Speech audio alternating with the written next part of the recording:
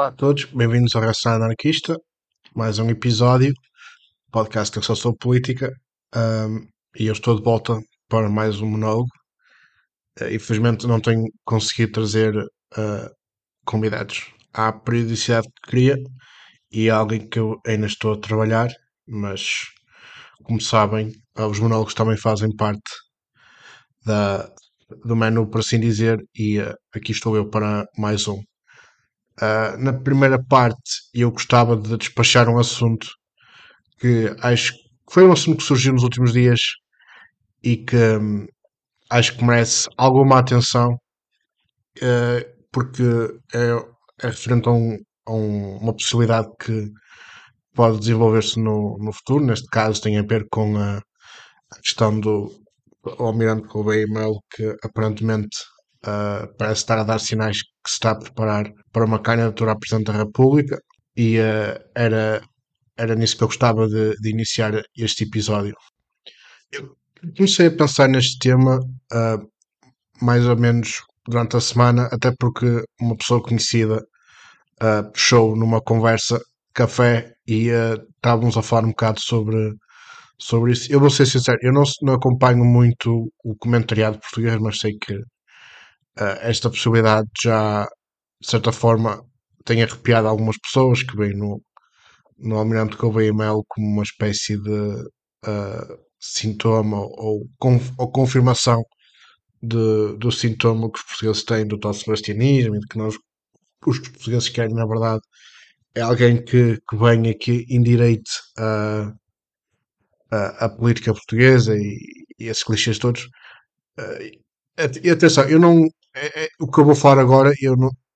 sei que pode parecer que eu estou a defender a personagem. Eu não quero defender a personagem. Aliás, neste momento em que estamos a falar, eu provavelmente diria que a probabilidade de eu considerar votar na pessoa, caso esta se apresentasse a eleições, seria a tender para 1%. Estaria entre o 0 e o 1%. Teria que haver um candidato muito mal do outro lado. Uma espécie de Catarina Martins ou um Francisco Louçã que me fizesse ponderar a votar nessa pessoa. Mas acho que o mais importante de condenar ou não condenar, apesar de tudo, estando o Gouveia e Melo fora, ou seja, não estando ao serviço das Forças Armadas e estando como civil, ele tenha toda a legitimidade para se candidatar e não quer dizer que a sua candidatura seja necessariamente uma candidatura autoritária e que ponha em perigo a democracia. Acho que isso acaba por ser um bocado exagerado, mas mais importante do que isso tudo que eu falei é realmente tentar perceber o que é que está a acontecer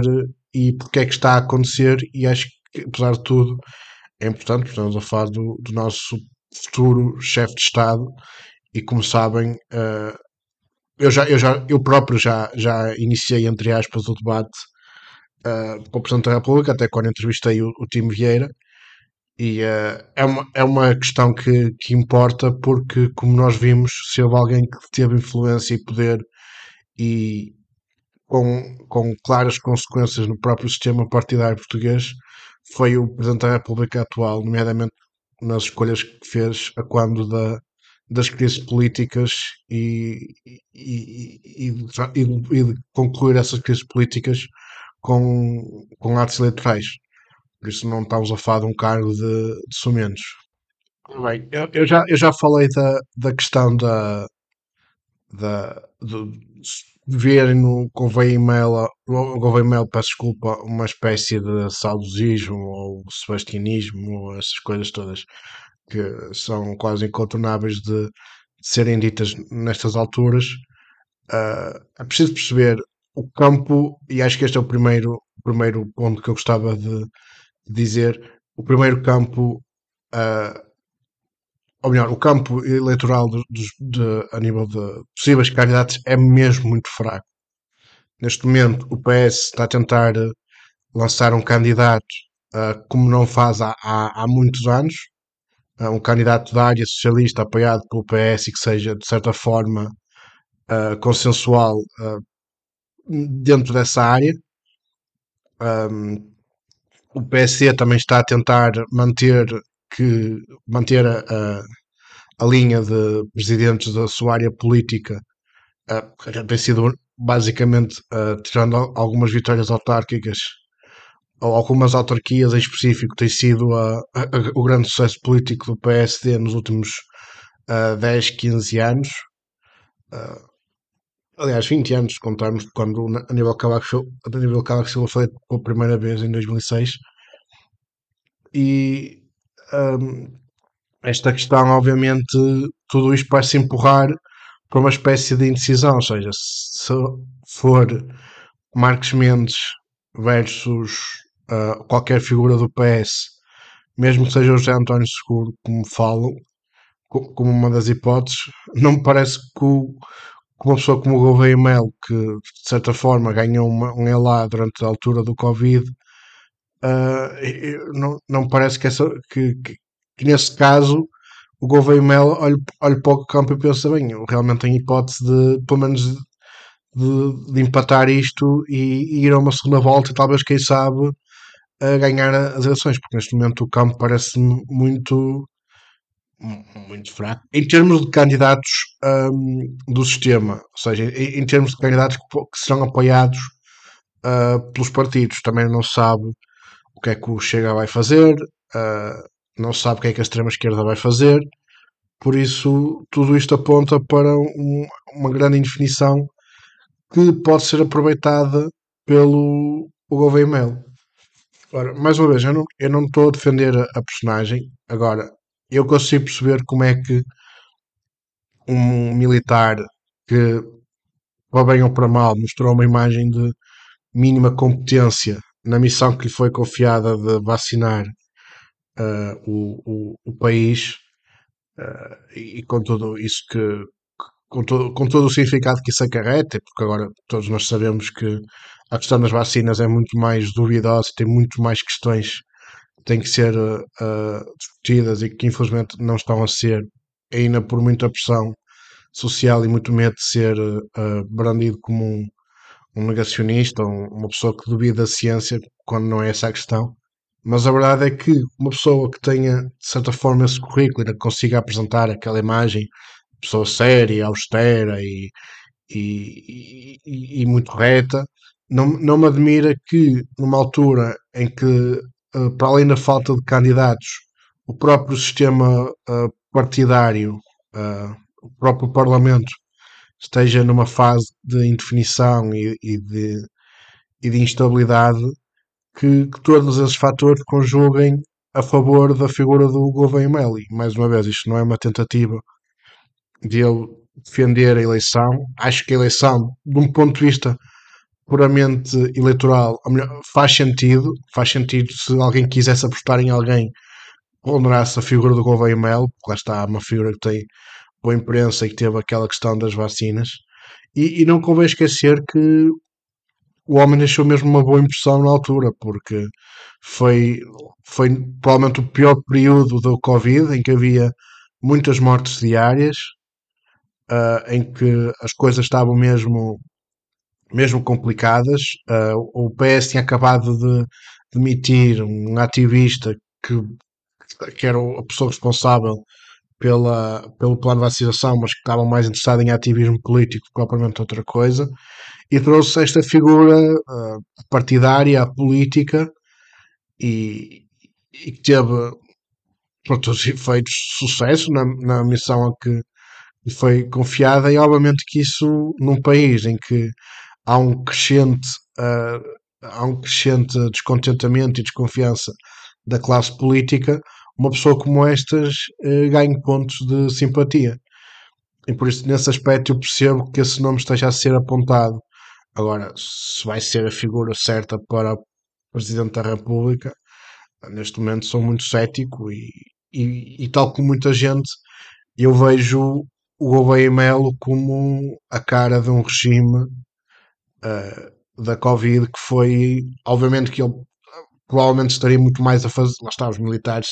têm aquele enquadramento de que têm que fazer, cumprir a missão independentemente de tudo o resto, não é? Ou seja, não cabia, por assim dizer, ao Gouveia e Melo duvidar das vacinas ou da sua validade científica, mas a verdade é que nós hoje sabemos que grande parte das vacinas ou as vacinas da Covid têm muitas dúvidas científicas acopladas e que há muitas questões que foram escondidas e varridas para baixo do tapete na altura do Covid e que agora muita gente e bem está a tentar recuperar e que era uma das conversas que devíamos de ter na sociedade, na nossa sociedade portuguesa, como em qualquer outra sociedade democrática. Aliás, o facto de não termos essa conversa, se calhar até contribui para o sucesso prematuro desta ideia de que o Gouveia Mel poderá ser um bom candidato. Talvez se as pessoas tivessem sido posteriormente informadas de muitos dos abusos que foram cometidos durante o regime da pandemia, o Gouveia Mel neste momento seria quase uma figura por escrita, não por ter sido um, o responsável, mas por ter sido, digamos, o militar que estava apenas a seguir ordens, mas ordens que adivinham em alguns aspectos de fundamentos científicos muito, muito pouco sólidos, como o caso que a vacina impedia a transmissão. Como toda a gente hoje sabe, é puramente mentira. A própria Pfizer já, já foi obrigada a admitir isso. Mas vai ser interessante. Eu nunca tinha falado da questão do Covid e dos tempos que se passaram. Vai ser interessante ver se isto vai ter algum aviso de misinformation, alguma coisa assim qualquer. Uh, Também valeu a pena falar deste tema por causa disso. Entretanto, irei passar para o segundo tema e até já.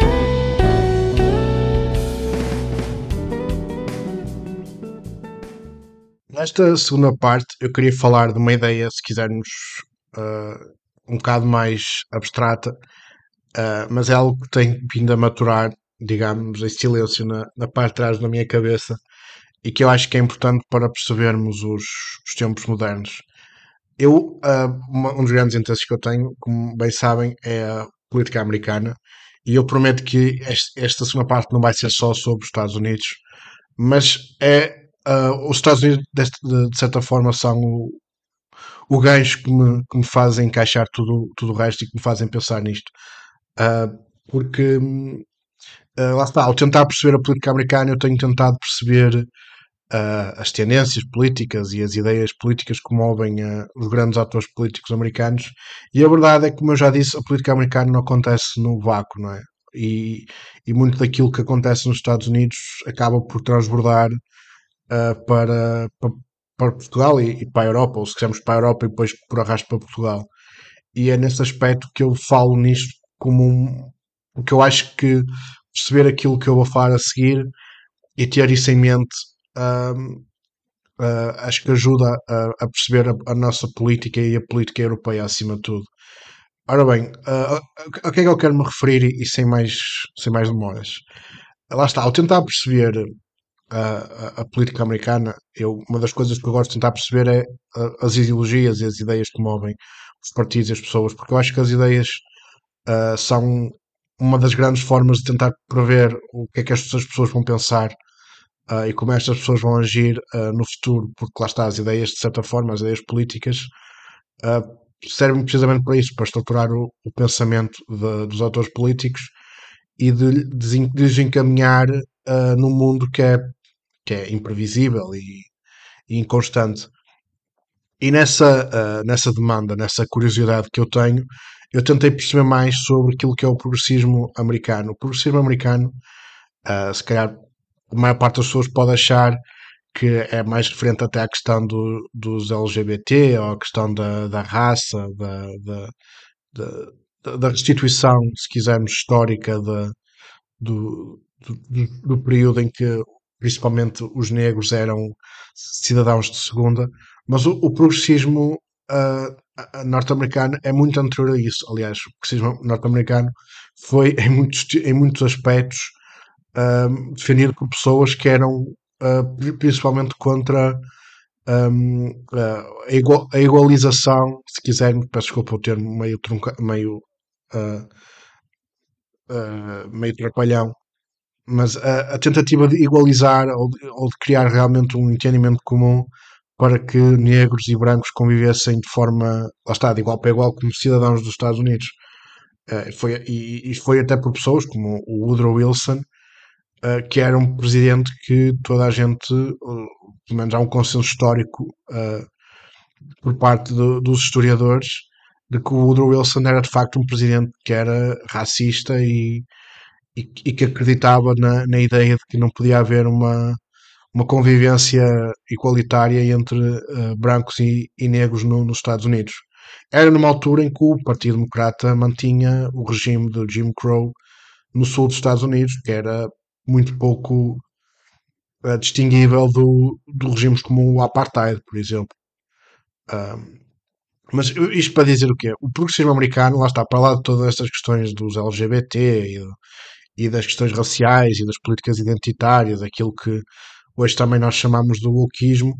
o progressismo americano surgiu, uh, até surgiu no final do século XIX, e até surgiu primeiro, uma das primeiras grandes figuras foi um presidente norte-americano do Partido Republicano, o Theodore Roosevelt, mas que acabou por se tornar a ideologia, digamos, do Partido Democrata. O próprio Theodore Roosevelt acabou por concorrer contra os republicanos e dar a vitória ao Woodrow Wilson. Não confiava no seu sucessor, está-me a faltar o nome, mas penso que seja o Presidente Hoover. Se não for, peço desculpa pelo erro, mas tenho quase a certeza que é o Presidente Hoover. Ah, mas esquecendo tudo isso, é um bocadinho o que é este progressismo e porque é que eu acho que é tão importante perceber e analisá-lo. É porque a principal característica deste progressismo, quanto a mim, é a ideia da constante ou da crescente burocratização da sociedade e concentração do poder no órgão executivo. Ou seja, o entendimento segundo estas ideias e estas pessoas que desenharam estas ideias era que a sociedade americana estava, de certa forma, a tornar-se tão complexa e tão, tão moderna que era preciso, no poder político, haver uma concentração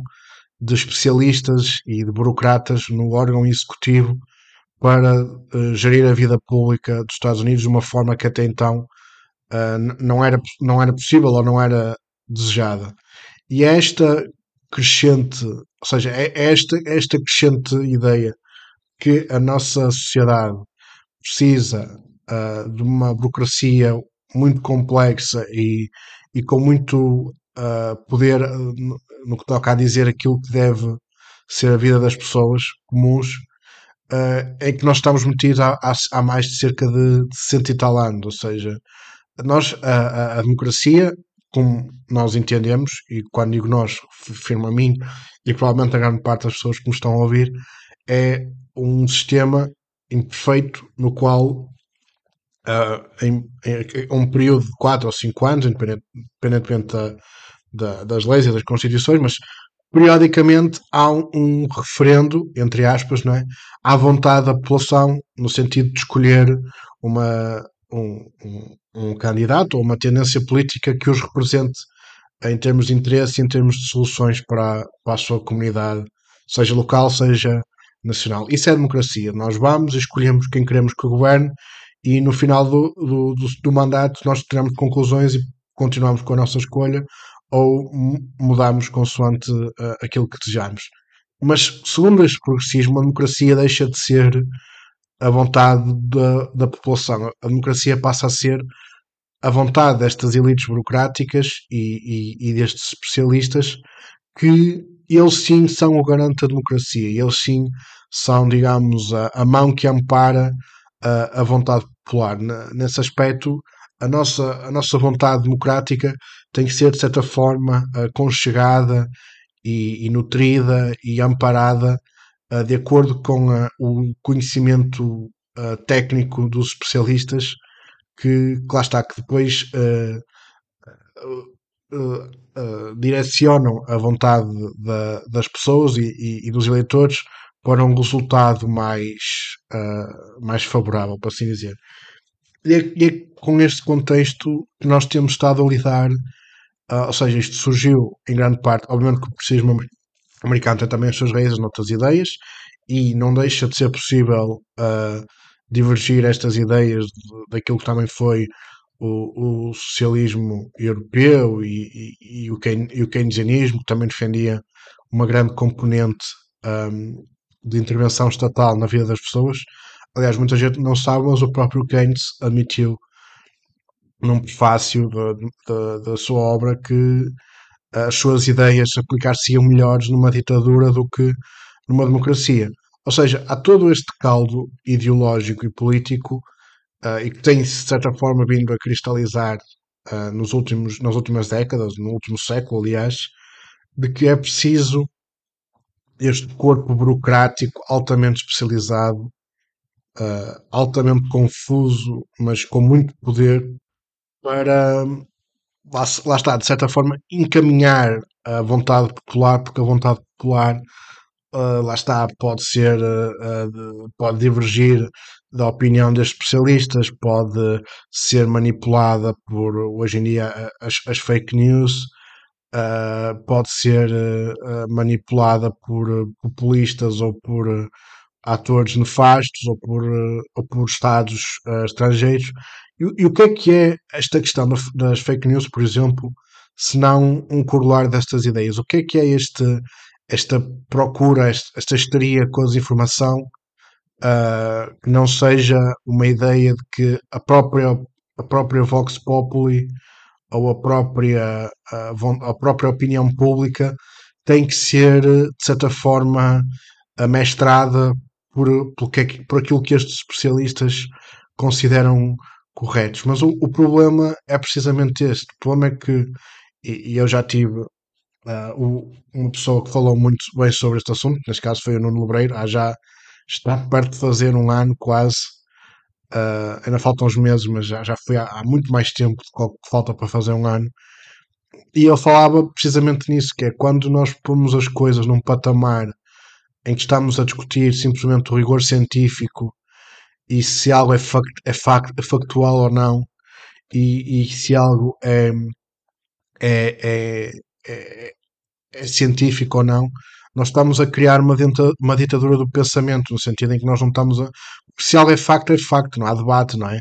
E então, quando nós pomos as coisas nestes moldes, aquilo que nós estamos a fazer é precisamente acabar com o debate, porque o que estamos a fazer é simplesmente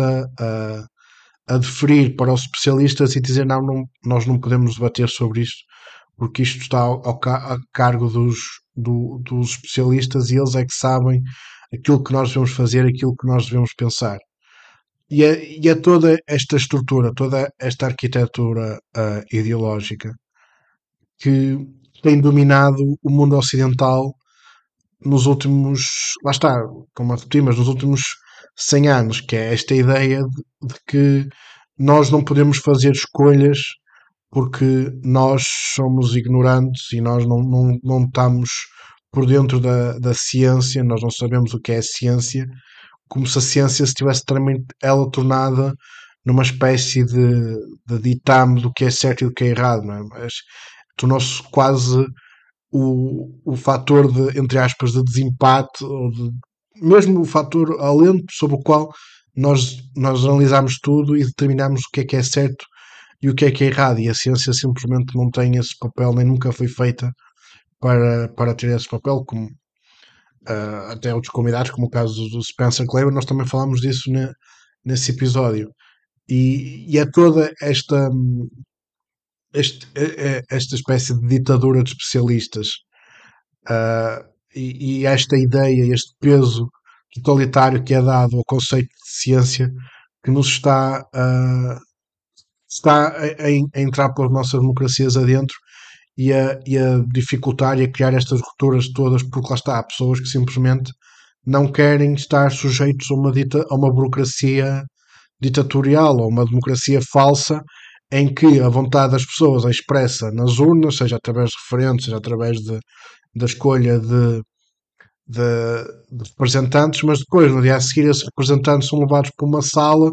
em que estão reunidos com os especialistas e os especialistas dizem tudo aquilo, todo o teu programa é impraticável e tu vais ter é que fazer aquilo que nós te dizemos, porque senão nós vamos dificultar-te muito a vida. E acho que isso também dá um outro significado à forma como nós vemos a política atual como uma reação a esta colonização do aparelho do Estado e até dos órgãos de comunicação social, parte destes burocratas e destes especialistas que são especializados em coisas muito específicas e muito técnicas e que muitas vezes até lhes falta a visão mais ampla para perceber que de facto a realidade é muito complexa e é um sistema muito dinâmico e que uma decisão aqui pode ter efeitos inconsideráveis num sítio qualquer, lá está. Está por ser também nesse aspecto a teoria do caos, não é? O bater de asas de uma borboleta no Japão pode fazer um furacão nos Estados Unidos. Mas é muito assim. E esta reação que tem havido, lá está, esta colonização, esta captura das agências e dos institutos e dos órgãos de comunicação social é uma das grandes, se não a grande, a questão política do nosso tempo. Que é se nós iremos continuar muito mais a aceitar um, esta captura e esta forma de fazer política em que existe um consenso, ou se quisermos, uma área de consenso muito restrita e muito apertada, e que tudo à volta disso é considerado extremista ou radical ou desinformado ou supersticioso. E, e lá está. E enquanto isto continuar, eu prevejo que estas dinâmicas de contrapoder e de anti-establishment irão elas também continuar porque lá está, nenhuma pessoa ou nenhum grupo de pessoas ou nenhuma clique está naturalmente preparada para controlar um país e gerir esse país sem oposição, porque lá a realidade é muito mais complexa do que aquilo que uma clique de especialistas faça parecer. E se nós sabemos que as ditaduras inexoravelmente falham, passado um tempo, estas democracias que estão tuteladas por estes órgãos burocráticos também irão, mais tarde ou mais cedo, ceder perante a realidade e perante a vontade das pessoas de não ser constantemente maniatadas e quase vítimas de sermões constantes sobre como o seu modo de vida é perigoso e bárbaro e irracional. E portanto, acabo aqui, porque também sinto que já me estava a repetir um bocado no fim, mas era isto que eu vos queria deixar ficar. Vemos para a semana e, entretanto, já sabem, sigam, deem o vosso gosto, compartilhem e vemos no próximo episódio. Até lá.